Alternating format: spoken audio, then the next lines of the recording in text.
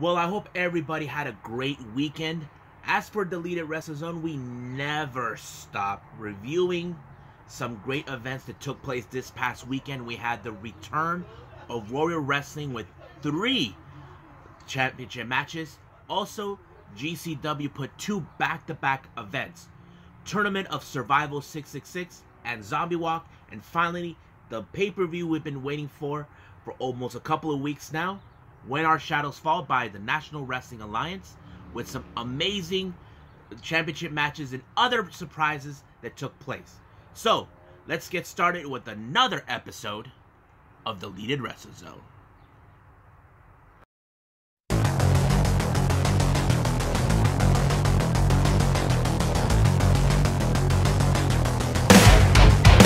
Are you ready? Get up, get up!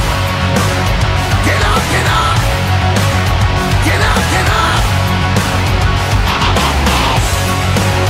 Get up, get up! Get up, get up! Get up, get up!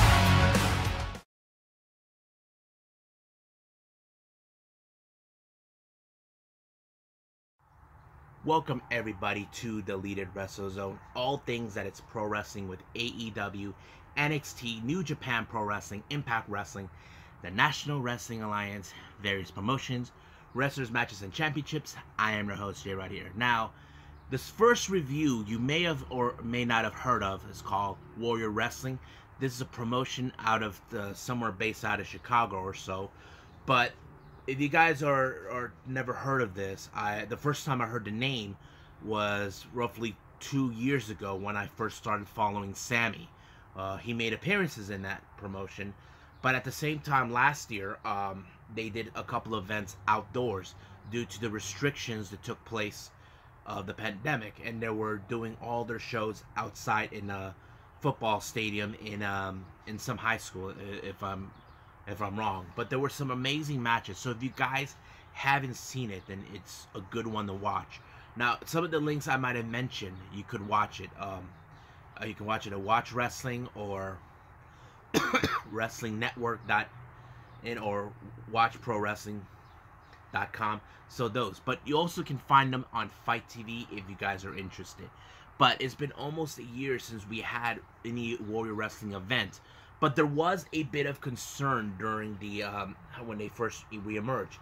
As I mentioned this, the women's champion for that promotion is Kylie Rae. As you know, Kylie Rae retired last year after, well, I like to call, she's going through some, not mental breakdown, but more like she's been dealing with something. Like I feel that's what's been going on. But luckily they set up an event her to be in this event, and we'll get to that in a bit. Now, first match of the night, it's Warhorse versus Jake Something. Now, these are 2 incredible talent wrestlers that I enjoy. Warhorse, I like to consider him as the modern day Ultimate Warrior. Jake Something, who is now being pushed to a new heights in Impact. You can guess how this match is going to be. It's going to be good. Not to mention with Warhorse, that's right, he's all pure heavy metal. You know how that is. But if I was being honest with you guys, I was completely biased with this match because I'm a big fan of both guys. But like any match, there had to be a winner, and I was okay with the winner, and it was Jake Something who pulled off an amazing win, somehow putting up a submission, and it was great. I enjoyed it. I hope we get to see more of Warhorse and Jake Something again down the line.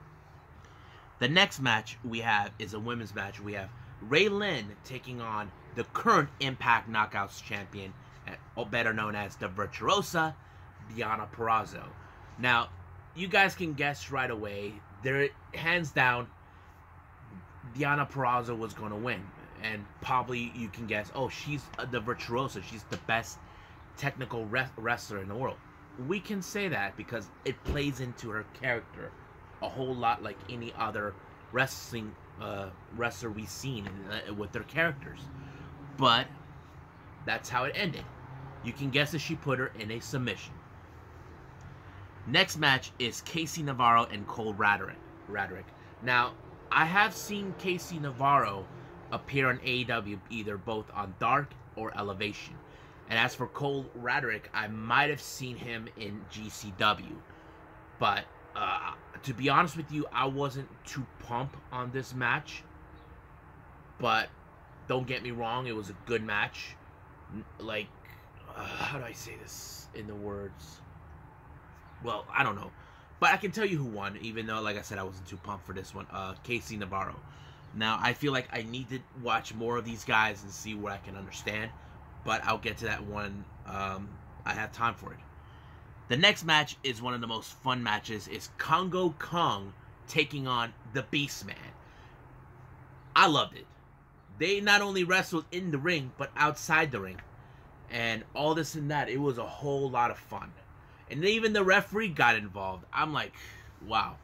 I give this one a 10 because it was one of the most entertaining matches I've ever witnessed. But, however, the winner was, by surprise, was Beastman when he put up an amazing victory. I was like, wow. So, I have to say, fun match. Next match, we have Sam Adonis versus Matt Cardona, formerly known as Zack Ryder. Now, there was no story build-up, but I like how they were putting up the story a bit on this one, where when Matt Cardona was booked to be here, Sam Adonis felt, oh, I'm not going to let this guy enter my domain. So basically, Sam Adonis played out the character where he's like, I don't like this guy coming to my territory. So it was like that. It played out well, you know, because if you guys know who Sam Adonis is, he is the real life brother of Corey Graves. Now you can say, they don't look not alike. I agree, but they are brothers. But Sam Adonis, he is a well-respected wrestler in the independents, even down in Mexico with his new faction known as La Empresa. But, man, the match was so good. Even Matt Cardona brought the Internet Championship with him, but it was not on the line. But you can guess from watching this, it was going to end up with Matt Cardona, because reason is Matt Cardona has a much higher hierarchy with who is the most popular wrestlers. We all know him from where he originally from and all this and that. So I was okay with the idea how that plays out. The next match is for the Warrior Wrestling Women's title between Holiday and Kylie Ray. I say I did not expect a whole lot, but I was enjoying it because the reason is not only because Kylie Ray came back, it's because she played a very good way how Holiday was saying trashing her up in the ring. Well, not talking trash to her, you know, that's one of the things. But somehow we always have that the hero knows when they're about to lose, that somehow they will prevail. And that's exactly what I liked about this match. And Kylie Ray is that person who can pull it off, you know, play the hero when she's all, yeah, and that's what I like about it. So I enjoyed it, and she retained her title. Now, probably some of you saying, but J-Rod, didn't she retire last year? I agree, but now she's back. I was expecting, I don't know for sure if she was going to drop the title, but that's up to depend on Warrior Wrestling, what they said, you know? So take it up with them. The next match is for the Warrior Wrestling title between Lee Moriarty and Trey Miguel. This match was basically a rivalry that we did not expect because Lee Moriarty began to mock Trey because his buddies, Dez and Wentz, are no longer around. We all know where they're at. They're in WWE, known as MSK. So, this was a really, really good match. I enjoyed it because it proves, okay, Lee Moriarty believes it's his time, but here's a guy who's hungry for greatness, and that is Trey Miguel, and that's exactly what he did. He pulled up an amazing victory against Lee Moriarty to retain this title. Now, before we get to the main event, earlier in the event, there was this guy who calls himself Frank the Clown. Nobody likes him, not even the owners of Warrior Wrestling. So he sneaked in and they had to kick him out. He flew in a goddamn helicopter, you know, trying to act like he wants the demands. Now the owner says you want yourself and Robert Anthony to be in the event, and they said okay. So they put them in booked them in a match on July 17th against Everybody Dies, Yes, Lance Archer. And of course, the best moment was when the owner says, Archer's gonna kill you. Archer's gonna kill you. Frank the Clown was not a happy camper when he found out that that's the match that he's going to book. Now, Frank the Clown can cry all he wants. But you invaded his territory when you were not invited. But you brought it upon yourself, clown. Maybe you should go be a rodeo clown. Those are much funner. Yeah, they're much funner.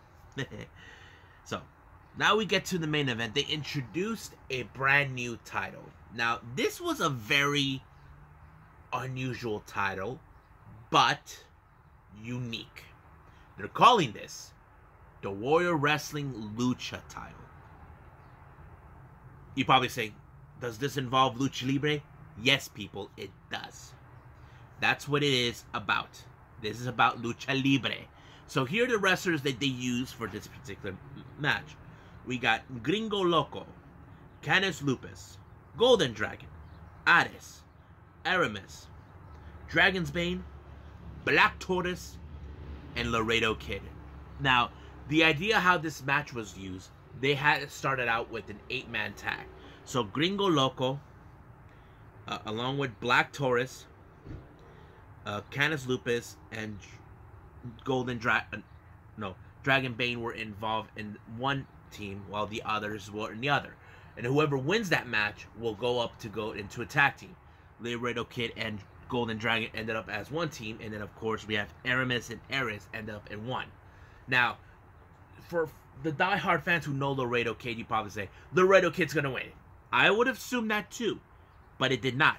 They basically lost that match, that part of the match, and ended up with Ares and Aramis. Now, majority of the wrestlers in this match, I don't know who they were, except for Black Taurus and Laredo Kid. So, I did enjoy how it was going. Like, this is the match where it was determined who is going to be the first ever Warrior Wrestling Lucha champ. And I have to say, I like Aramis because of his looks. It's amazing, and he's a good wrestler. And here's the thing, he's a Chicago native, so that plays out pretty well. Because when he won it, I kind of felt, okay, I'm okay with the idea. I mean, he is a native. It fits perfectly. But you got to ask yourself, will we ever see more luchadores come to this promotion? I would say yes, but that's up to the promoters themselves, who they can bring if they can afford them.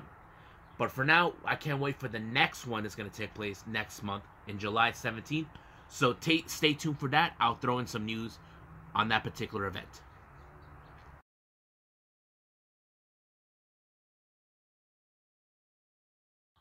Okay, so the next review we got is from GCW, Tournament of Survival 666. Now, for those who never watched GCW, I must warn you, majority of the matches in this one is in fact all death matches. Now, if you're not a fan of that, it's okay. You don't have to watch it.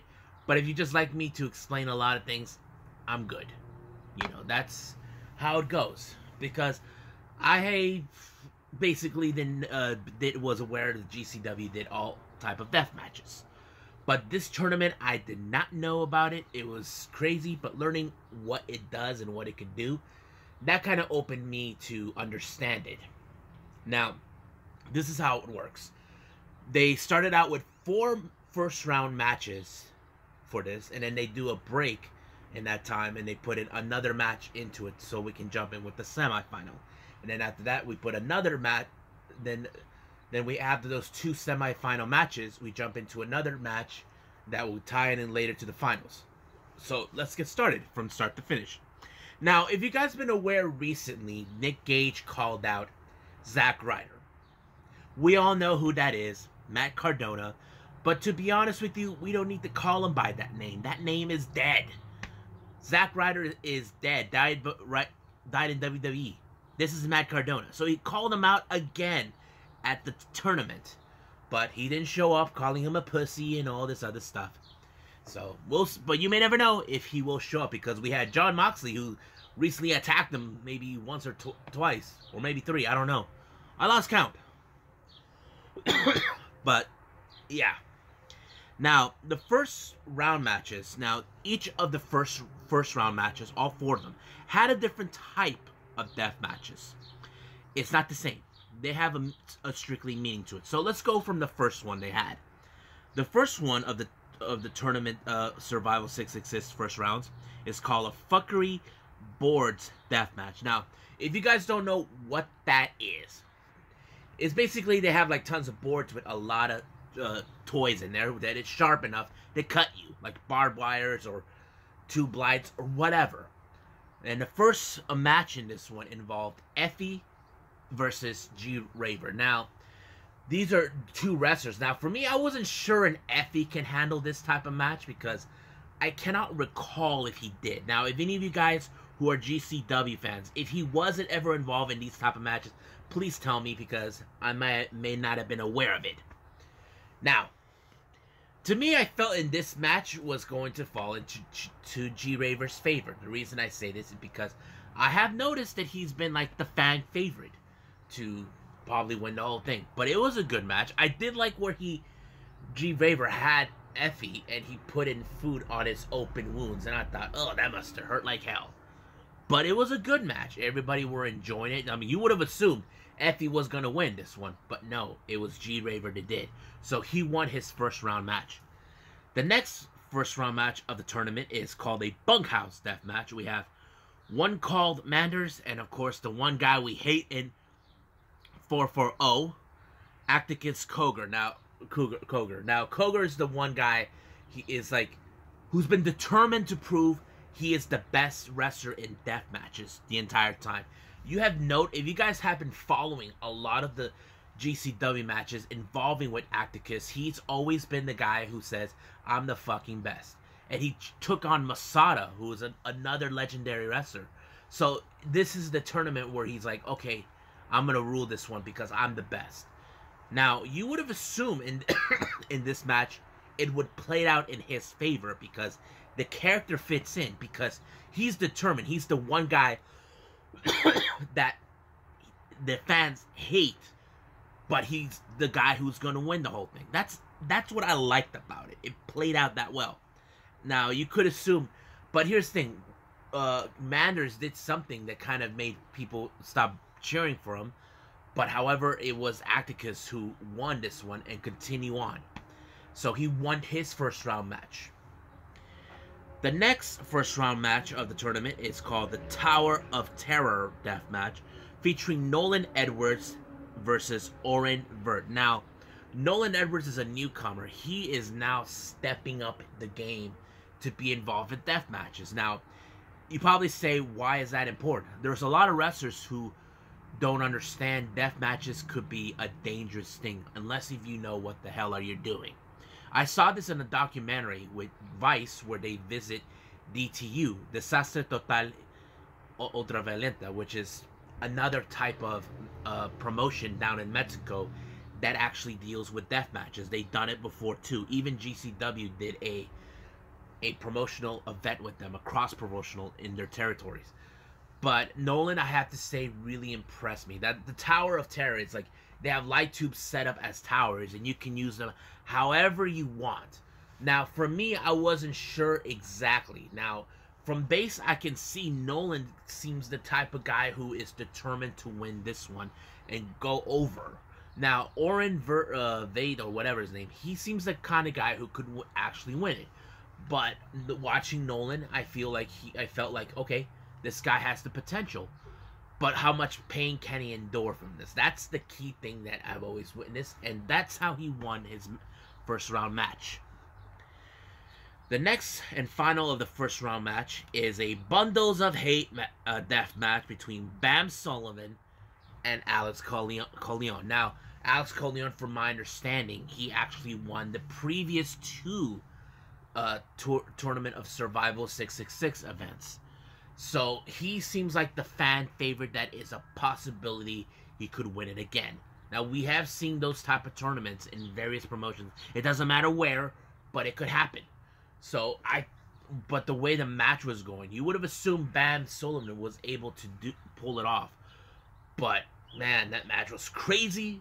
It ended up in the favor of Alex Coleon. I'm like, wow, I enjoyed it. So, now, we step away from the tournament for one match. We have a 6-way scramble match that has Calvin Tankman versus Starboy Charlie versus Jack Cartwheel versus Dante Leon versus Dillian McKay versus Ninja Mac. Now, I was happy to see Jack Cartwheel and Calvin Tankman, but I was a bit biased in this one because I wasn't entirely sure how this was going to go. But, however, I think the winner of this match really impressed me a lot, and I'm talking about Ninja Mac. People seems like they like him a lot. So, I don't know who he is, but he got my attention. So, he won this 6 scramble match. Now, the next match is the semifinals for the Tournament of Survival 666. The match is called the Gusset Plates Light Tubes match between Atticus Cogar and G-Raver. Now, I mentioned this before. These are two wrestlers that you got. Atticus is the one guy you hate for a fact that he somehow is determined to win, versus G-Raver. Everything seems like it was going great, but I'm going to fast forward to the part that gets interesting. For all those fans who would assume G-Raver was going to win this one, apparently G-Raver had an unexpected visit from someone from his past, and I'm talking about Jimmy Lloyd. Everybody were in shock. Jimmy Lloyd cost G-Raver the match, allowing for Atticus to win. Now, we all assume in their last confrontation with him that this was over, but it seems that to Jimmy Lloyd, it's not over. This cost him a big event to G-Raver. I'm assuming by the crowd's reaction that he was the fan favorite to win. So, that's my initial assumption about it. But Atticus won his semifinal round on this one. Now, the next one, the final of the semifinals, we have Nolan Edwards and Alex Coleon in a Taipei Pines of Glass death match. If you guys don't know what I'm referring to, have you guys ever seen the movie Kickboxer with Jean-Claude Van Damme? Remember in the final match where he was facing Tom Poe, he had gloves where he puts glass on it. It's kind of like that. I thought it was the most intense match ever watching it. You probably would say, holy shit. That's what it was to me. So, I wasn't expecting a whole lot in this match, but I have to say I think I might have seen way too many Kickboxer times the movie. But I can tell you, now, these were two wrestlers I think fans would enjoy. But however, I think for me it felt natural with Alex Coleon because it makes for sense that he could win it. Because A, he's won 2 of the previous tournaments of this. So it fits naturally in him. So he and Atticus are part of the finals. Now let's go to another match while we wait for the finals. This one was a death match between Kit Osborne, who is being a total ass, but apparently he got his ass handed to him in the match with AJ Gray. So it was a not part of the tournament, but Kit Osborne got his ass handed to him in a death match by AJ Gray. And you can see him bleeding out, so it's AJ Gray, but AJ is the one who came on top on this one. Now, the final match is called the No Canvas 200 Light Tubes Death Match. So basically, there's everything you can use. They were even whacking each other, both Atticus and Alex with light tubes in their faces. But the real question is, you have in this match, I felt like you had the hero versus the villain. Atticus is the one guy you know for a fact you hate, and people don't like him because he was part of that 44-0 faction, the Ohio faction. And you got Alex Coleon, the previous winner of the 2 matches. But Atticus, he's like the guy, you can tell, he's determined to prove he's the best of death matches. But however, it's the guy who won it previous that pulled it off. And I like that story. It felt natural. So I can't wait to see what else is going to happen for Alex Coleon. But let's keep on let's just wait and see what happens. Don't know what's next for him, but I'll follow up on that. But right now, let's keep moving forward with the following GCW event. I think it's called Zombie Walk.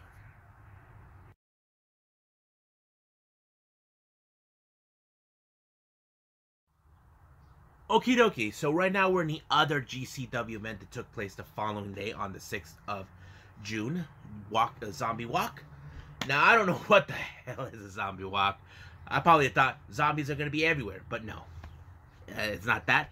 But the event was great. You know, some good matches. And not to mention the main event being the GCW World Title on the line in a death match between the King and the leader of MDK, Nick Gage, versus Jamie Lloyd. But that match is the main event, so we'll get to that in a bit. Let's go from start to finish. First match, we have Jack Cartwheel taking on Tony Deppen. Now, like I said, I enjoy watching Jack Cartwheel. He's amazing, really talented, even though I never seen him before, but somebody commented that he actually appeared at another promotion that I heard of. Want to say thank you for telling me about that. But this match was really amazing. Seeing Tony Deppen and Jack Cartwheel, I had to say it was a really good match. I enjoyed it. But, however, you probably could guess, Tony Deppen, who's been, you know, out there more, I felt like, okay, I enjoyed it. Tony Deppen actually pulled it off. But doesn't mean the fact that I don't like, that I'm going to continue being a fan of Jack Cartwheel. So I will. The next match we have is Calvin Tankman versus AJ Gray. Oh my god. This match was unbelievably good. Now, I'm not saying this for saying. It's what I witnessed. You have the heavyweight hustle versus a guy like AJ Gray. You know this match is going to lit no matter what. But however, the match, you could probably ask yourself, who would come out on top? For me, I don't think it mattered because these are two amazing competitors involved in this. I was like, it could go either way. I'll cheer for whoever wins. But too much, I could not expect it. Now, I have a part of my head that was telling me it's Calvin Tankman. Another part of me was telling me, no, it's AJ. But, boy, I wish I could have had a debate on myself on this one. But it was AJ Gray, and I have to say, AJ is a really interesting wrestler to win. Not to mention his involvement not too long ago to face Nick Gage for the title was amazing too.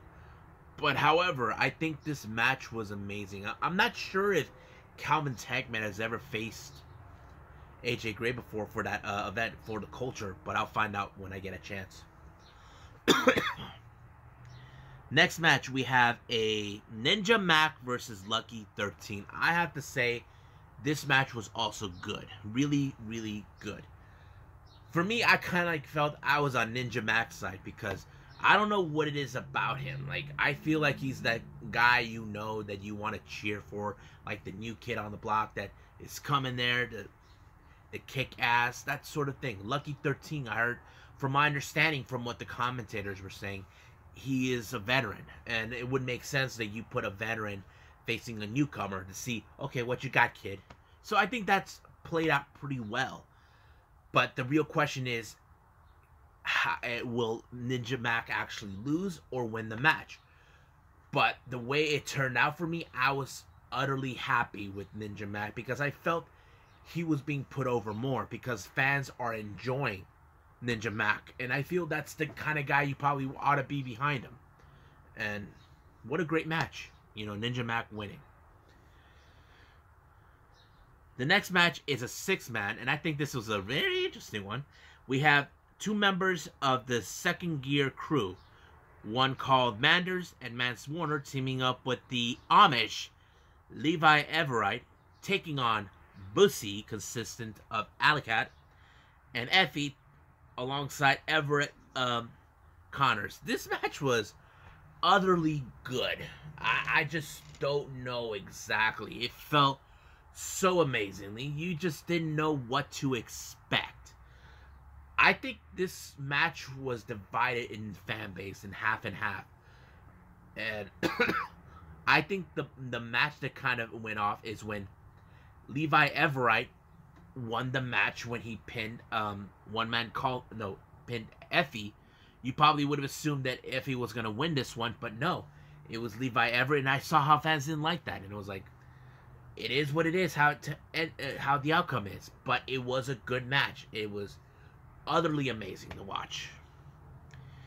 Now we got another 6-way scramble match. We have Grim Reaper, Devin Monroe, Kevin Giza, Action Energy, Dylan McKay, and Marcus Mathers. Now, I have seen Dylan McKay before, but the others no. I have to say I was a bit more like, okay, I don't know 5 out of the 6 competitors involved in this one. But seeing the Green Reaper, I saw exactly he was smoking. I'm like, who smokes inside of a ring? Except for Grim Reaper. And I thought, when I heard his name, Grim Reaper, in the back of my mind was telling me, don't you mean Grim Reaper? I'm like, oh. So I realized, okay, it's R-E-E-F-E-R, Reefer. But it makes sense. The Reefer, maybe because he smokes, I'm not sure. Someone corrects me on that if you guys get to see this, because I never heard of him. But the match was good. I mean, I've seen a lot of 6-way scramble matches, but it was good. Grim Reaper won. Like I said, I don't know who he is. But there's still more wrestlers I haven't even seen before, who ever appeared on GCW. So, Grim Reaper won that one. The next match is Starboard Charlie versus Chris Dickinson. I'm like, wow. Also another amazing match. I love it. This guy, Starboy Charlie, I have to say he is a wrestler you ought to pay attention to, because you may never know if he becomes a rising star. But for a kid like him taking on Big Daddy Chris Dickinson, you probably wouldn't expect a whole lot. But however, seeing this match is kind of like, wow, this is a match I gotta see. But watching it, it was amazing, you know? You probably would assume in the back of your head, Starboard Charlie could win it because the way I describe it. But no. You could never beat the master like Chris Dickinson. And it was a good match. I have to say, it was amazing to watch. Now, the next match is Jordan Oliver taking on Dante Leon. As I mentioned this before about Jordan Oliver, my buddy Nico, who was co-hosting with me in the early stages of this channel, he said that Jordan Oliver is a really good wrestler to pay attention to, and he should step away from the Injustice faction. But he is a young, talented wrestler. I mean, you could expect that he could be a rising star, but do we see him going at like the bigger promotions like AEW or WWE? I'm not sure, but if he keeps doing what he does, yeah. But I wasn't too fond of with the match, because as much as I like Jordan Oliver, I don't know much about Dante Leon. But I can tell you right now, to skip everything, Jordan Oliver won the match. Now we get to the main event for the GCW World Title in a death match. Now it turns out, from what I did not know, this is not the first time Jimmy Lloyd and Nick Gage actually come across each other. Jimmy Lloyd said he was a 19-year-old kid who didn't know any better. He traveled the world against the best death matches wrestlers that came follow. And I have to say, the story kind of played out pretty well. Now, Nick Gage, he seems the kind of guy you know could win this match in any way. But one thing that it did change is the one thing I'm gonna fast forward a little bit. When you thought things were gonna get better, or were be the unexpected, once again, G Raver shows up with the Druids. They get even for Jimmy Lloyd to cost them the tournament that took place the previous day. You think G Raver had forgotten? Well, Jimmy Lloyd should know better. So basically, the feud between Jimmy and G Raver continues on. But the match ended in a no contest. However, one of the Druids remained, We just saw, when you saw closely, you assumed it was Jon Moxley, and then we saw the paradigm shift. However, it wasn't him. It was the one person that Nick Gage called out, but he never did, and that person was Matt Cardona. You wouldn't expect him to show up, and fans were like saying, "F you, Cardona." So basically, no, "F you, Ryder." So basically, Matt Cardona is saying Zack Ryder is dead. This is Matt Cardona. Even he said that in an exclusive video on GCW. So basically, we don't know where it's going to go. But I'm not sure if Matt Cardona is up for a challenge to be involved in death matches. Now, we know he's no longer with WWE. He's been making appearances in Impact. But however, I don't know where else is going to happen. But all we can do is see what's going to happen in the upcoming GCW events. We know that Nick Gage has been been attacked by Jon Moxley and now Matt Cardona. But the real question is, how this is going to play out for both wrestlers? Or should I say all the wrestlers involved in this whole thing? I don't know. But we got to pay attention. So I will follow up on this all over social media, and I'll get back to you on that. But right now, let's get to our final review.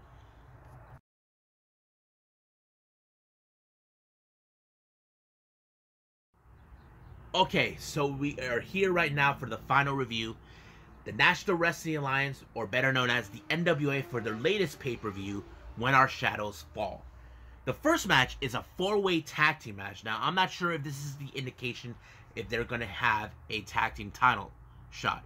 So, we have 4 teams involved. First team, we have Mache Rocket and Slice Boogie versus The End, Pero and Odison versus Sal Rinauro and Sam Rudo, or as we know him, Sam Adonis, yes, he's in there too, versus La Rebelión, Mecha Wolf, and Bestia 666. Now, I mentioned Sam Rudo is Sam Adonis. Yes, it's the same guy. He's also well-respected wrestler, but I did not expect him to be there. But however, I was happy to see, because I heard that they were going to be there, La Rebelión, Mecha Wolf, and Bestia 666. They are one of the most amazing tag teams I enjoy watching. I would never imagine they would make an appearance in the NWA, but it was fun to watch. But however, the way I saw this match, it was so good because you wouldn't expect a whole lot. But I did like how the ending, where somehow La Rebelión was able to pull off the victory. Bestia set up, I forgot who it was. I think it was, who was it? I think he might have set up, I don't know, but anyway, he put him up, and Mecha will put the 450 splash on him, and boom, it's over. So they won. I'm not sure. I would love to see them more on NWA. Next match, we have Pope versus Taurus in a non-title grudge match. The match was interesting and awesome because Tyrus, who's a big dude who's trying to prove he belongs there, that maybe one day he will become the television champion. However, you know for a fact with Austin Idol, who goes out saying there's a conspiracy, he decided to help out and give like some sort of weapon on his hands to knock out Pope that would allow him to win the match. Now, do I think there's a chance we could see a title match between both these individuals? There is a possibility, because Austin Idol will do whatever it takes to ensure Tyrus will get that title. The next match we have is a women's tag team match. One corner we have Melina and Thunder Rosa taking on Taryn Terrell and Kylie Ray, who I mentioned is back from came out of retirement. Now, this match was more of a grudge match towards Taryn Terrell. As you know, Taryn Terrell has supported Camille, believes that Thunder Rosa doesn't have what it takes to beat Camille, even though she gets in her face. But majority of the time, Taryn was letting Kylie Ray try to do all the dirty work. She just stood by the side. But the more it did allowed for, of course, Rosa and Melina to win. But however, Thunder Rosa actually took Taryn to the back while leaving Melina behind while she got submitted by Kylie Ray. So it's going to be an interesting thing. So it wouldn't surprise me if we see both Tyron and Thunder Rosa face off. Next match, we have the Fred Rouser and the debut of JTG. Now, if you guys know who JTG is, he was one half of Crime Time along with Shad. I have to say, the man looks amazing. He looks like he reinvented himself. It was a good match to see. Not because these two individuals, we all know where they came from, but this is one of those matches where we can see, okay, we get to see who they are now that we never got to see down in WWE. And it's amazing. Now, possibly some of you would assume Fred Rouser is going to win because, you know, he's been there longer. No, I would have assumed that too. But to me, it probably wouldn't matter. But the way the match ended in JTG with his new look, it kind of fits in now who he is because, face it, we know that he hasn't been the same since Shad died. But I think with him continuing on and reinvent himself, it kind of fits in. And I think with the new look, we could see him more often in NWA if they decide to have him. So I'm happy with JTG winning. So hope we get to see him more. The next match is a championship match is for the NWA World Tag Team titles. Team number 1, we got the War Kings, Crimson and Jack Stain, who are previous title holders of these titles, versus Strictly Business, Tom Latimer and Chris Adonis, versus the champions Aaron Stevens and Kratos. Now, this is one of those matches where there's a lot of things that happen. We know that Aaron Stevens and Kratos, they don't get along. Like, basically, Kratos likes to cheat. Aaron likes to play in the straight and narrow. But however, you got two teams who are determined to be the champions. You got Strictly Business that felt we need all the gold. That's what they did. But however, you got War Kings who want to be the champions. But the way the match ended, it kind of fits in. Kratos did an illegal move by kicking Jack Stain, allowing himself to win the match. So, Aaron Stevens had no clue what happened. But however, he was the one who was able to pull off the victory, not knowing what happened. But the real question now, who will be the lucky recipients to dethrone Stevens and Kratos? Now we get to the semi-main event that we've been expecting. The women's world title between Camille and Serena Deeb. Now, this match was very interesting because you got Camille, who is now trying to prove that this is her time, that this title belongs to her. She wants to prove that this title belongs to the NWA. She has grudges against other people from other promotions. But man, it was a good match. But I would have expected Serena Deeb was going to win this one. But it didn't. It just ended up in favor with Camille, who brought back the title to the NWA with her infamous spear. So she was a powerhouse that you would not underestimate. But the real question is, will Thunder Rosa get another shot? That is something probably many fans are expecting. Now, the main event is the world title, which we have Trevor Murdoch and Nick Aldis. You would have assumed right from the start that this match was going to go into Trevor Murdoch, who was the fan favorite to win. But the match was so good where Tom Latimer showed up, interfered, and of course Nick Aldis did the unthinkable. He attacked the ref with the chair. The ref did not know what was going on, but the way this match ended in a controversy where Trevor Murdoch had the match won, but however the referee assumed right from the start that it was Trevor Murdoch that hit him with the chair. And Murdoch was robbed, and everybody were not happy with the whole thing. I think it played out a very controversial story. You see, Nick Aldis goes out, there's conspiracies. No, you start the conspiracies. So now, this coming Tuesday on Power, it's going to be, now what's going to happen? Or we're going to see a rematch between those two? I don't know. Nick Aldis would not want nothing to do, but the only one who can make it happen is Billy Corgan.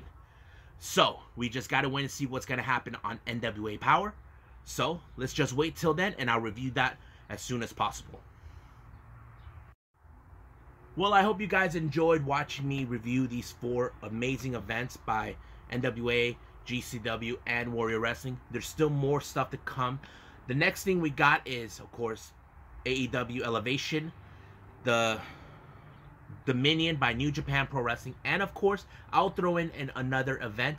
I'm not sure yet what I'm going to throw in because I felt like I don't want to go with just 2. But I'll probably throw it anyway as a surprise for all of you guys. So, I'll see you guys in the next DWZ time, same DWZ channel. I must bid all of you adieu. So, goodbye. Mwah. Have a nice day. Bang!